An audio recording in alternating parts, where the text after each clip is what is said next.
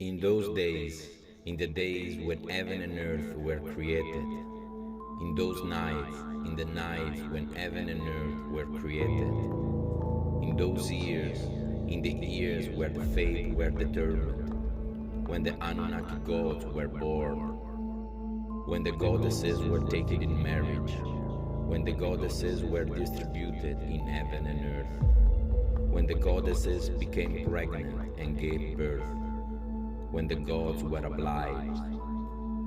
The senior gods oversaw the work, while the minor gods were bearing the toil.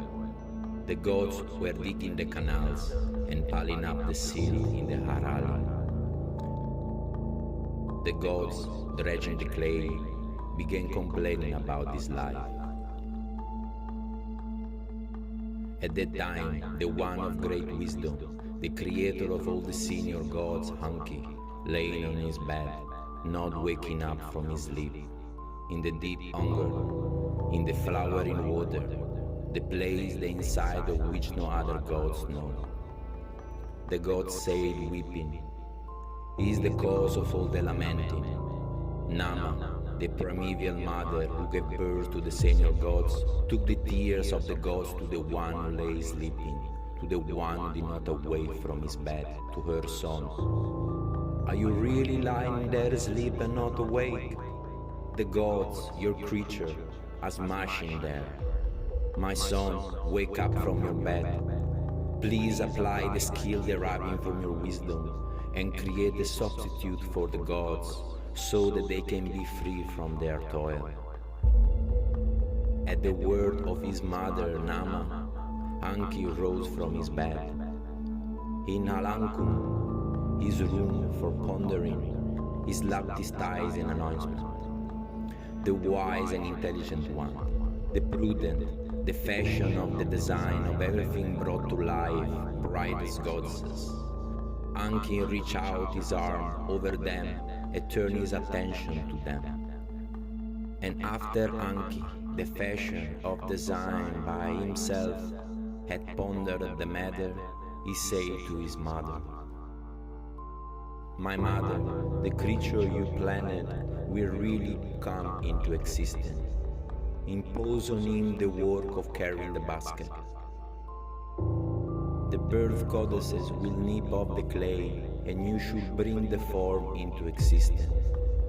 Let Ninmah act as your assistant, and let Ninmah, Kutsiana, Ninmada, Ninbarak, Ninmu, and Ninguna stand by as you gave birth.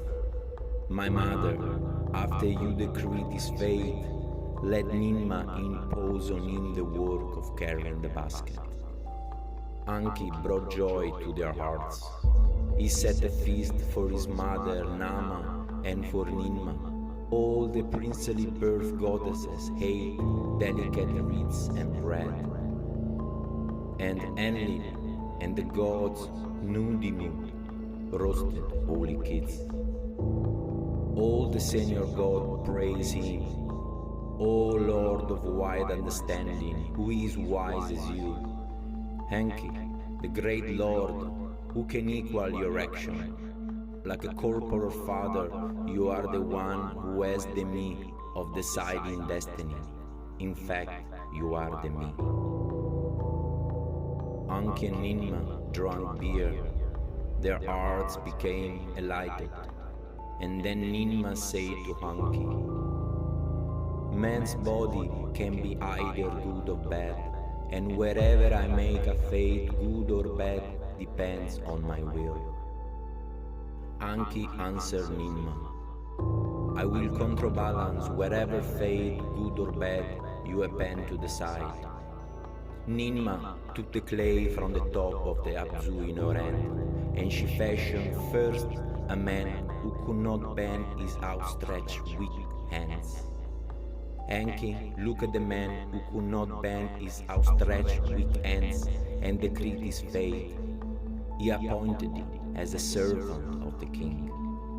Second, she fashioned one who turned back the light, a man with constantly open eyes. Enki, look at the one who turned back the light, to the man with the constantly open eyes, and decreed his fate, allowed him to the musical arts, making him as the chief in the king's presence. Third, she fashioned one with both feet broken, one with paralyzed feet. Enki, look at the one with both feet broken, the one with paralyzed feet, and she fashioned one, a third one, born as an idiot. Enki, look at this one, the one born as an idiot, and decreed his fate. He appointed him as a servant of the king. Fourth, she fashioned one who could not hold back his urine. Enki, look at the one who could not hold back his urine, embedded it in enchanted water, and drove out the Namtar demon from his body. Fifth, she fashioned a woman who could not give birth.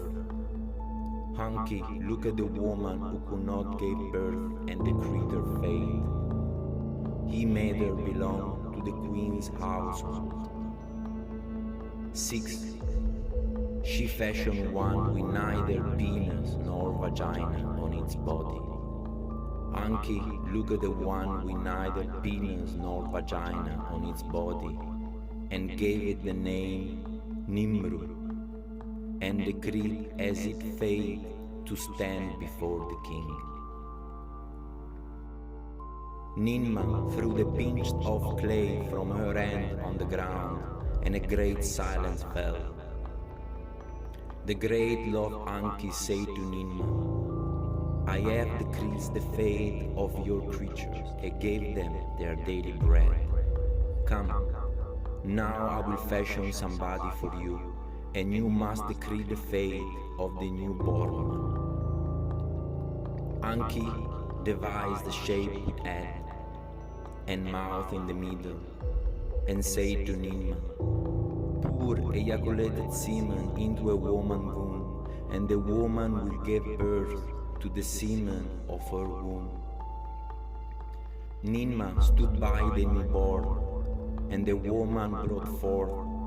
In the midst, this was His head was afflicted, his eyes were afflicted, its neck were afflicted, he could hardly breathe, its ribs were shaking, its lungs were afflicted, its heart were afflicted, its bowels were afflicted. With its hand and its lolling head, he could not put breath into his mouth. Its spine and head were dislocated. The weak hips and the shaky feet could not carry it into the field. Enki fashioned it in this way. Enki said to Ninmah, for your creature I have decreed fate. I gave them their daily bread. Now you should decree the fate for my creature, giving his daily bread too. Ninmah looked at Umu and turned to him. She went near to Umu and asked him a question, but he could not speak. She offered him bread to eat, but he could not reach out for it. He could not stand up, he could not sit down, he could not lay down, he could not build a house, he could not eat bread. Ninmah answered Enki, the man you have fashioned is neither alive nor dead. He cannot support himself. Enki answered Ninmah, I decreed the fate for the first man with the weak hands, and I gave him bread. I decreed the fate for the one who turned back the light. I gave him bread. I decreed the fate for the one with broken, paralyzed feet. I gave him bread. I decreed the fate for the one who could not hold back his urine. I gave him bread. I decreed the fate for the woman who could not give birth. I gave her bread. I decree the fate for the one with neither penis nor vagina on its body. I gave it bread, my sister.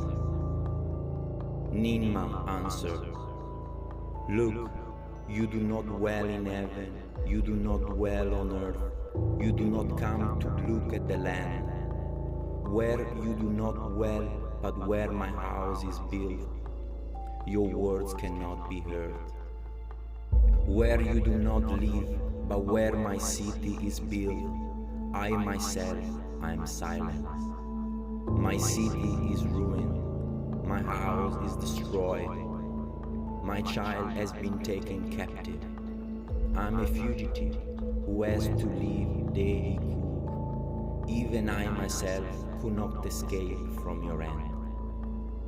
Enki replied to Ninmah, "Who could change the word who left your mouth? Remove Humu from your lap, Ninmah, the man who was shaped after you. Let him pray. Today let my penis be praised. May your wisdom be confirmed. Make the Enki and Ninmah proclaim your glory. My sister, the heroic strength, the song, the writing, the gods who heard. Let the Umu build my house." Ninmah could not rival the great love Enki. Father Enki, your praise is